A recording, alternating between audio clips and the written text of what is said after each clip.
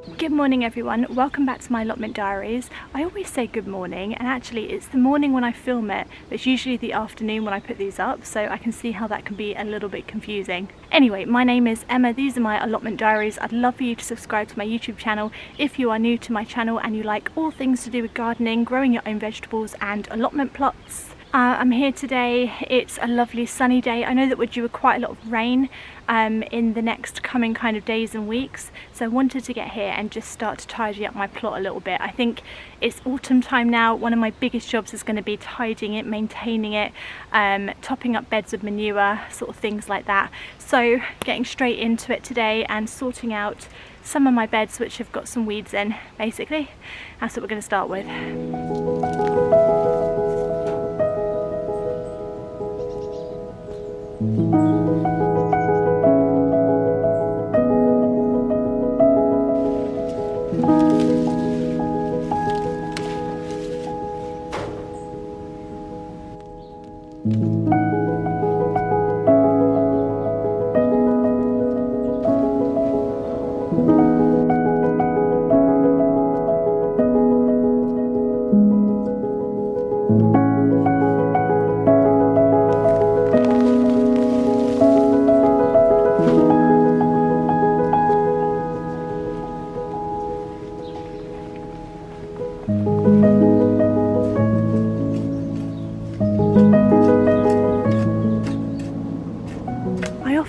When I'm doing a job like this, like weeding, how differently we treat different plants that grow in our garden. So how differently we treat crops that we've actually purposely grown to like weeds that are just sort of free growing plants, basically, because that's all they are, isn't it? They're just plants that are free growing and they haven't been sown by a human.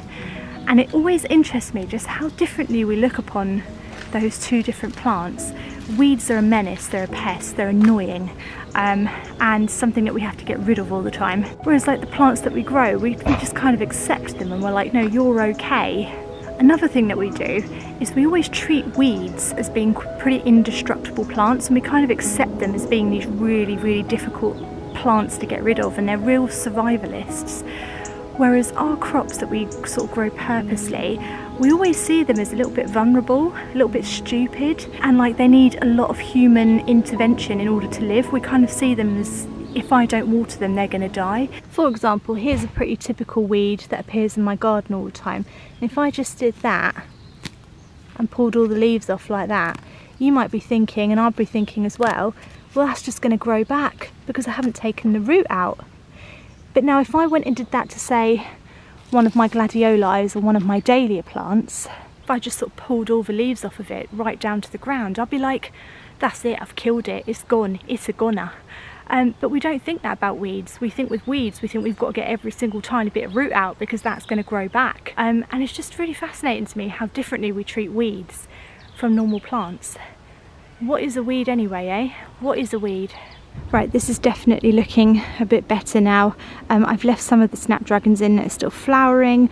I've got my little rows of radishes. This is a perennial plant, this is a courgette, and this is a random parsnip. And then right in the middle of all this, there's one little leek growing. So who knows, maybe I will get one leek this year, who knows. Oh, there's another one behind him. It doesn't look quite as healthy. But yeah, who knows, maybe after all I will get a leek. You see, weeding can be fun sometimes, you never know what you're going to find. I'm going to go and get some wood chip now and some manure and start topping up these beds and the pathway. So let's do that.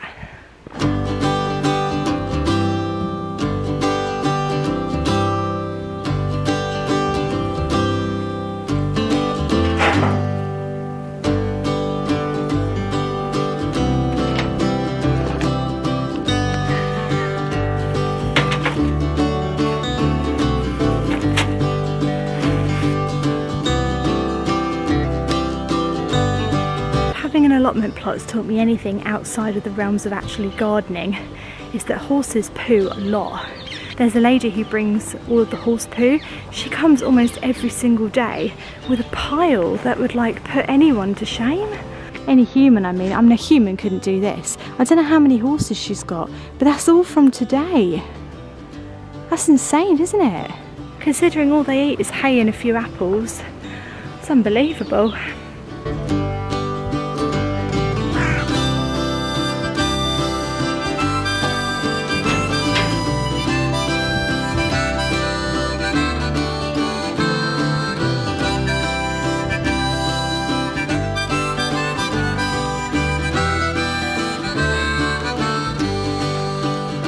See just how much better that lawn looks with just a little top up of wood chip. It looks so much neater, and now I've done a bit of the weeding as well.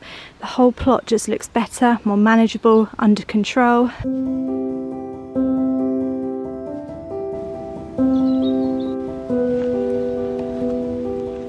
There's a lot to be said for that. It's not just about aesthetics and making it look nice.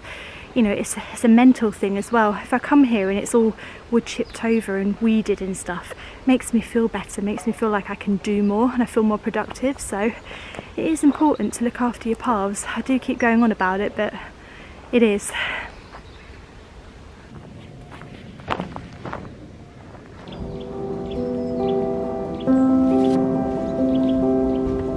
Right guys, it's the bit of the vlog you've been waiting for. If I made it my thumbnail, I don't know yet. I'm going to pull up that Romanesco cauliflower, which has grown so big. I didn't even think it would like survive. None of my cauliflowers have ever survived. This one has, and it's turned into a giant. So it's time to get it up. I am so excited about this. Right, there he is. Absolute beast.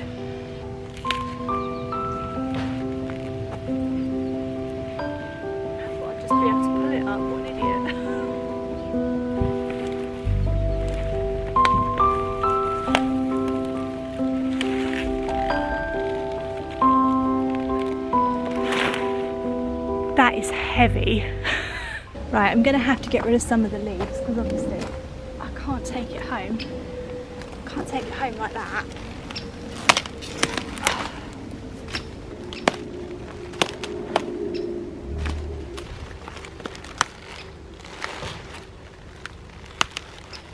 Would it surprise you if I said I've never harvested a cauliflower before? I don't even know how to do this.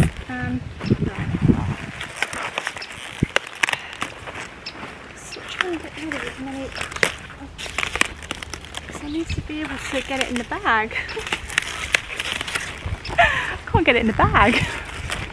I should leave some really, shouldn't I? But at the same time, I don't want to take any snails home with me as well. Do you know what I mean? I don't want snails in my fridge again. Oh God, I did that one time. I think I brought home a load of salad leaves and I didn't wash them. I put them straight in the fridge because I was knackered. And then Dave opened the fridge and there was a snail climbing up our milk carton. He was fuming. It's not a snail lover, Dave. Who is? There he is. Look at that. Isn't he beautiful? Absolutely stunning. I just love the shape of him. I can't believe I've grown that. That is incredible. I'm going to eat him tonight for dinner. Yes, I am, mate. I am very excited to eat you. Absolute beaut. Right, I'm gonna saw it because I don't know how else to like chop it because it's massive. It's really thick and I need to get that in a Sainsbury's bag. So I don't know how I'm gonna get that in a Sainsbury's bag, so I'm gonna have to saw it.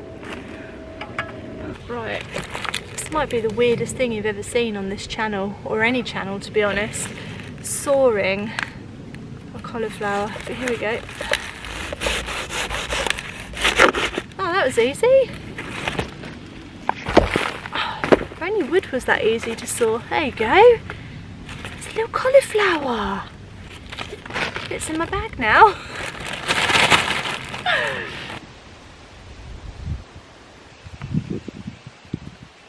Absolutely brilliant. What a way to end the vlog.